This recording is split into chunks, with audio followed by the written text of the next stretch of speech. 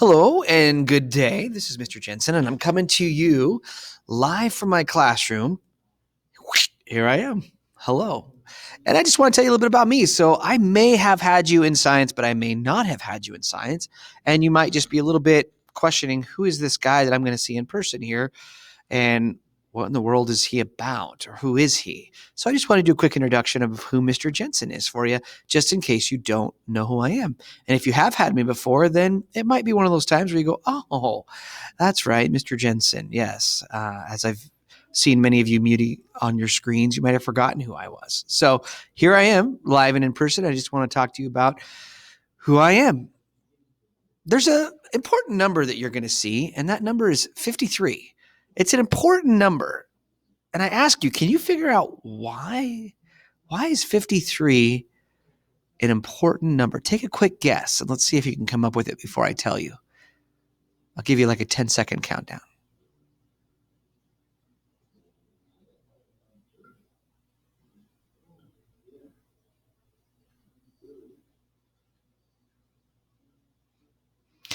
And you just said, I don't know. Probably because 95% of you will say, I don't know. I don't know. I don't know what 53 is. And then some of you might have guessed it's the periodic table. Maybe it's my favorite element. Maybe it's how old I am. Maybe it's, I don't know. There's so many different random things you could probably say. 53 is an important number because this is why.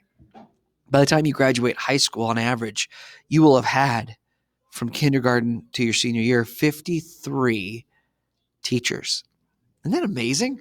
By the time you're in 8th grade, I'll bet you guys in about a minute or two, sitting in a classroom, could tell when you have a substitute teacher or a new teacher. You could tell within a couple minutes if it's a good teacher or a bad teacher. You're pros by now. By 8th grade, you've had library, you've had PE, you've had music, you've had also grade teachers, just K through 7.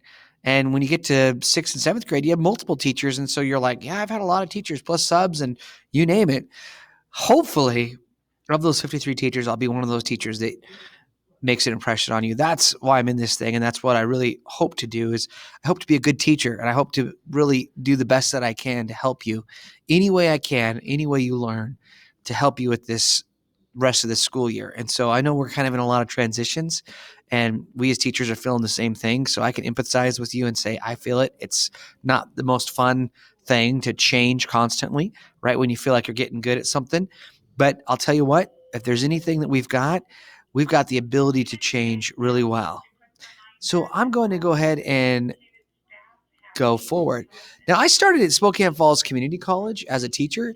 It's a great way to start your college career. I didn't know what I wanted to do coming out of high school. And honestly, we were in a situation where I couldn't afford to go to any other colleges. So I started at Spokane Falls Community College and just kept building classes. Basically is what I did is I just got classes done. It's an affordable way to do that. I then switched down to Boise State University for a year and studied some stuff down there. I moved down there because my family moved down there, and I was young. I was only 19, 20. And so I went down to Boise State University, which is pretty cool because Boise State has the purple Smurf turf, they call it, which is pretty cool. It's an awesome place to watch a football game, and a great school too down in Boise, Idaho, if you ever wanted to go. It's kind of like an Eastern Washington University where it's built within a city, but I think it's a lot prettier and cooler than that sometimes. Then I went over to Portland and I spent a year at Multnomah University and did some stuff with music over there. It was a little too expensive, and that was where I decided I wanted to become a teacher. I was working in an inner city school, and it was kind of a unique mix of myself being on the security staff, and it was an all-black school. And so there's about 325 students in Northeast Portland, and it was a really unique cultural experience for me, and I super enjoyed it. But mostly I really wanted to become a teacher after that. Just felt that calling. And so I went to Eastern Washington University after that, which is a teaching college and an affordable one, and finished my degree at Eastern Washington University. And so that's kind of the path I took to get to where I'm at now. My wife and I, for a few years while we were teaching as well, while I was teaching, we played music, and we're also the lead music people up at Calvary Spokane on the north side of Spokane. And we still attend there, as well as helping out with a few other places. But my wife and I play music together, which is pretty cool to marry someone who has a similar interest.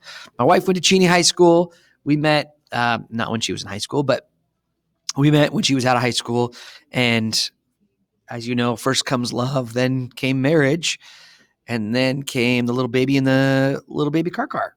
That's Walter, my one and only. Now, Walter does not look like this now, but this was him when he was a little baby and just adorable.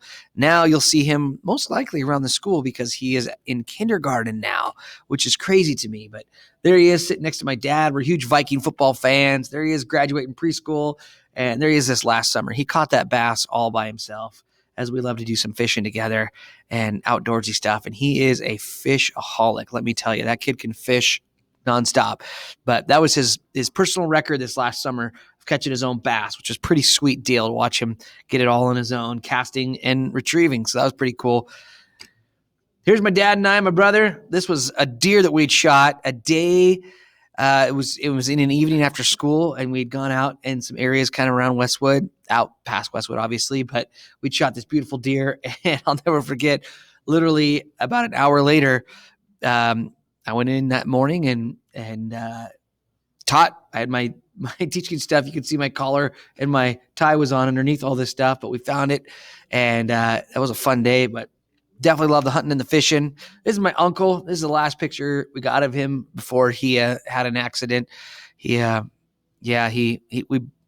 barely got this picture taken, and I mean barely, before he was attacked by a grizzly bear, and it was really hard. No, I'm absolutely joking. I have no idea who this guy is, and I have no idea if this picture is real. It's just a funny one to mess with you.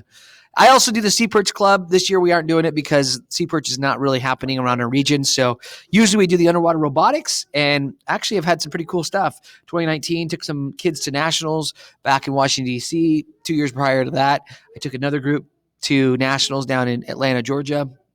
And love this program. I think it's a fantastic one, started by Mrs. Karen Runyon and her late husband, Mr. Runyon, as well. And they've done a fantastic job setting this program up. And I really love doing this with the kids. It's a really fun opportunity to do some science and some engineering, which is cool.